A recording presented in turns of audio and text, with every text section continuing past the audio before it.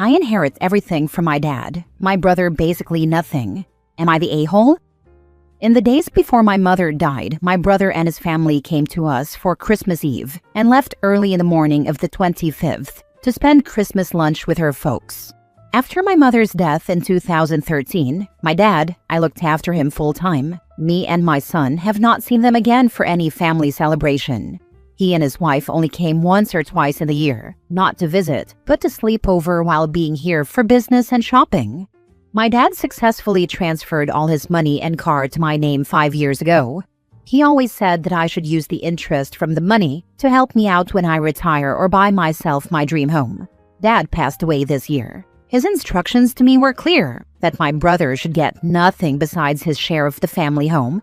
I was to empty his remaining accounts when he died and was made custodian of the accounts. I did not do this, though, as I felt sorry for my brother and felt like a thief. My brother does not know any of this. There is now very little money left in the estate besides the old dilapidated house that needs to go to both of us.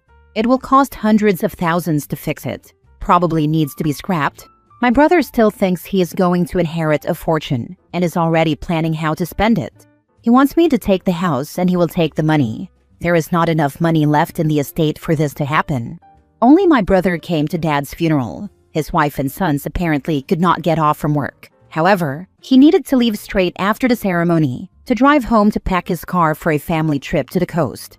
I am now very bitter that he and his family could not even set aside this little time for Dad. Am I the a-hole for insisting he gets 50% ownership of the house and keeping quiet about Dad's money? If the house gets sold, we should each still get a small fortune as it is built on prime property. The yard is too big for me to maintain all on my own, and I want to downscale for my retirement next year. Now for the top comments.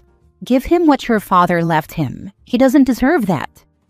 Thank you. One side of me says this. The other side makes me feel like a thief. Thief implies you stole it. Your father intended for you to have it and gave it to you. How can you steal something that is yours? If anything, consider it the back pay for everything you did. Your brother did no work. He gets no pay. I never expected anything. I loved my dada. I would give all his money away to just have him back. I know this does not make sense. I guess I still hurt too much to even want to touch the money. I reinvested it for at least another 5 years. Maybe I will come to a point where I will feel different one day. Ask yourself truly, if he was in your situation, would he give you anything? The answer is no, so honor your brother's actions of who he has shown to be. How he treated your father. Honor your father's wishes. If your brother knows he isn't getting anything and tries to repair the relationship, still don't do it. Motivation is screwed.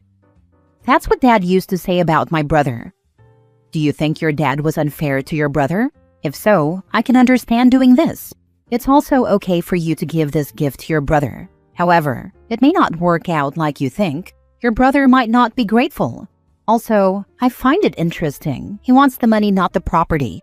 He's already trying to leave you with the problems to sort. It is definitely a difficult dilemma. It is also okay to give him nothing and say you honor your father's wishes. I already need to sort out everything around the estate, etc. He can apparently not make the 2-hour drive to our city to help. He also cannot allow his wife to sleep alone in their house. So if he does come to help, it is to instruct me to do things like get the money out of Dad's pension annuity, etc. Dad's instructions were clear that the annuity should be split but not paid out, for us to draw an additional pension if we retire. My brother has no love for me. That I know. My mother always told him that I was the reason for all his problems. Next story. Am I the a-hole for kicking out my sister and her family because of her son and husband's entitlement? Me, 23 female, and my sister, 37 female, have always had a rocky relationship. We had our ups and downs, but we always had each other's backs. That's why, when her house had a really bad flood, I offered to let her stay with me and my girlfriend in our house. We had enough space and we talked it through first. So my sister, her husband, and my 13-year-old nephew packed up their things and set up camp in our house. My nephew and I have been fine, but he had this entitlement to him that always got on my nerves. Right off the bat, he tried to claim mine and my girlfriend's shared bedroom, like it was some guest house. I politely told him that he couldn't stay in our bedroom and could stay either in the guest room or our TV room in the basement. He immediately got upset and demanded our room. My brother-in-law tried to mediate the situation, but the whole reason he wanted the room was so he could have the TV for his gaming system. I showed him the TV room in the basement, and he relented and agreed to sleep downstairs. I was sort of relieved, assuming he would spend most of his time down there. It had only been a week before the issues started. Brother-in-law wouldn't clean up after himself. He would fill the sink with dirty dishes, leave his dirty laundry all over the house, and wouldn't clean up the bathroom after he used it. My nephew kept me and my girlfriend up at night with his screaming and yelling at his video games.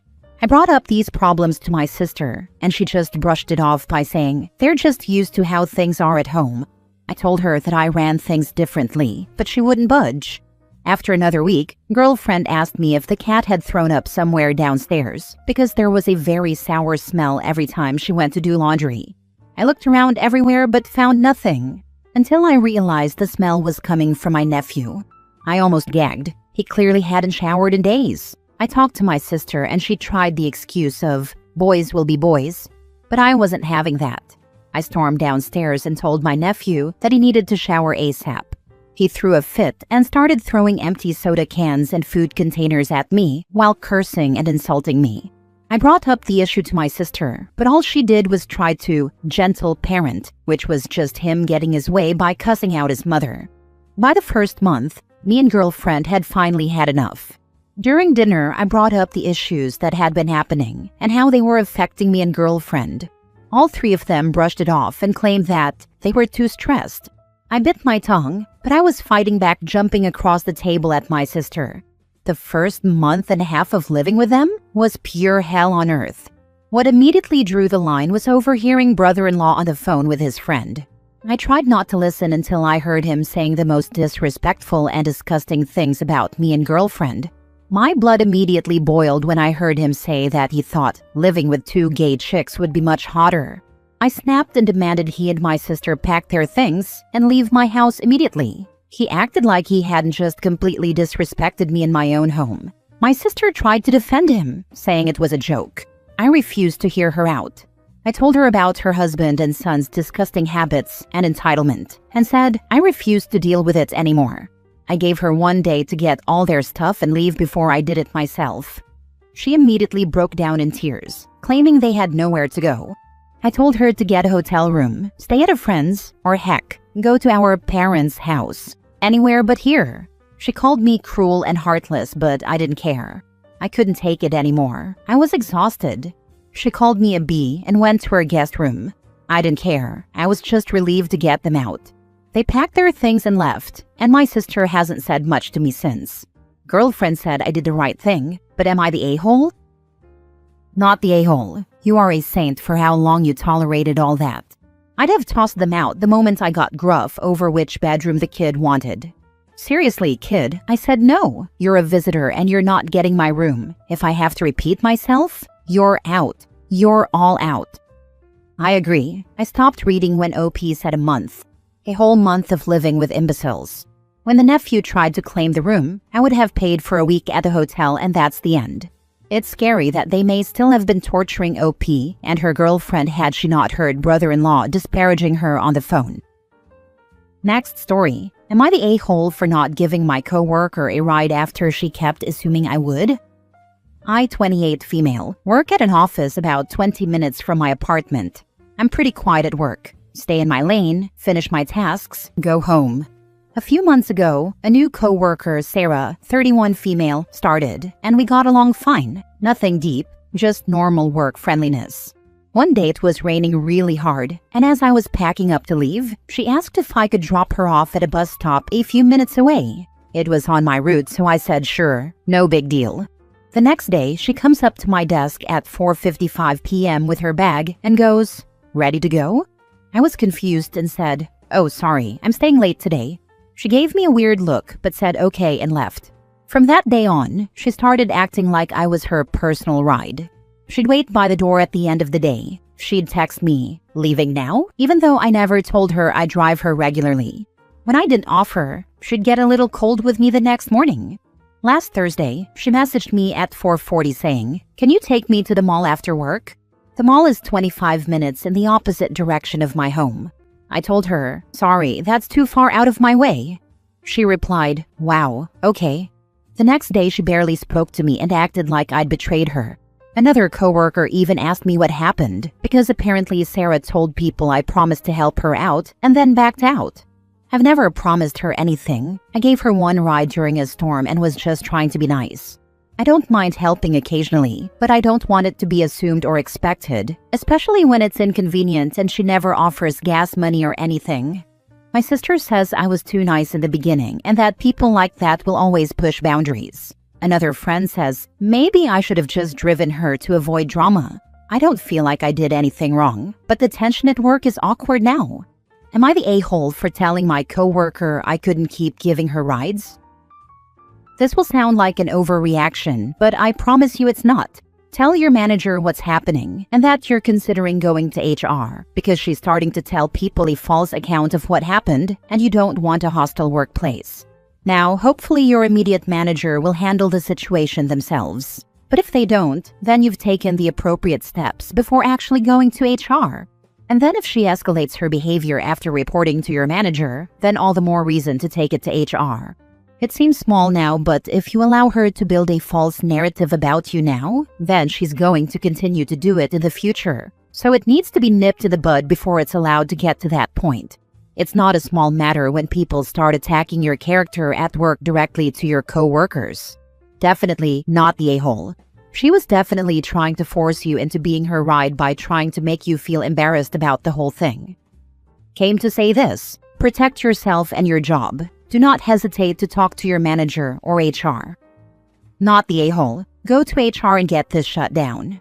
There is a misunderstanding between Sarah and me. She has assumed I would drive her anywhere after work, including places 1 hour round trip out of my way. This has caused office tensions and I want it documented to protect me from any issues. Give them the examples. Good luck. 100% this. If she's spreading lies and generating bad feelings about you to others in the office, it could come up in a review or even a disciplinary action. At that point, you just look defensive. Get it on record ASAP that this is the situation. Last story. Am I the a-hole for not giving individual Christmas gifts to my sister's kids? To start off, my sister and I are not close. Nothing happened. I don't think she's a terrible person. We are just two very, very different people and live very separate lives. We text each other on birthdays and call each other once around the holidays, and that's it. We live thousands of miles away from each other, and it's been about 8 years since I've seen her and her family in person. I don't have kids, while my sister has always dreamed of a huge family, and she got her wish. Between her and her husband, they have 9 kids between the ages of 2 and 16. After my sister and her husband got married and the head count reached over 4, I decided to just start getting something for all the kids to share on Christmas. Some years it's been something for all of them to do. Some years it's been something like a gaming system. I figured it was probably nicer to get one expensive gift that they probably wouldn't have gotten, rather than 9 cheaper ones. My sister's never said anything about it, although I don't know how she really feels about this. A week back, I got a surprise call from my sister. She said money was super tight this year and was wondering if I could get all the kids something they can unwrap individually instead of one big thing. I asked her to send me their Christmas lists to see what that would look like. Most of the kids ask for really expensive electronic items, totaling well over $100 a kid. If I got everyone something from their list, that would come to well over $1,000. I haven't even met some of the kids, and I am not even part of a religion that celebrates Christmas, so I thought that was a ton of cash to drop. I called my sister back and said, "Hey, I appreciate money is tight because, hello, it is." She's raising the next lineup for the Braves. Not that I said that. But I said I'm just not in a position myself to spend over $1,000 on Christmas gifts. My sister got upset and said she just wanted to give the kids all something to open. I said I understood, but unless she was willing to let me know some cheaper options, I wasn't able to spend that much. We went back and forth for a while before she snapped and called me a jerk and hung up. We haven't spoken since.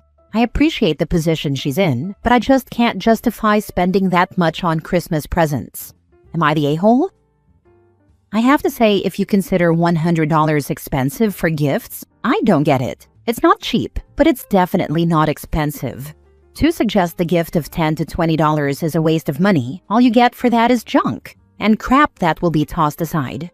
Better to send each kid a $20 bill and wrap it up crazy. A mix of bills and coins. If you have been a broke parent at Christmas time, you will try everything so your kids have a good Christmas. Because when they go back to school after the holidays and get asked what they got, socks is a recipe for bullying and teasing.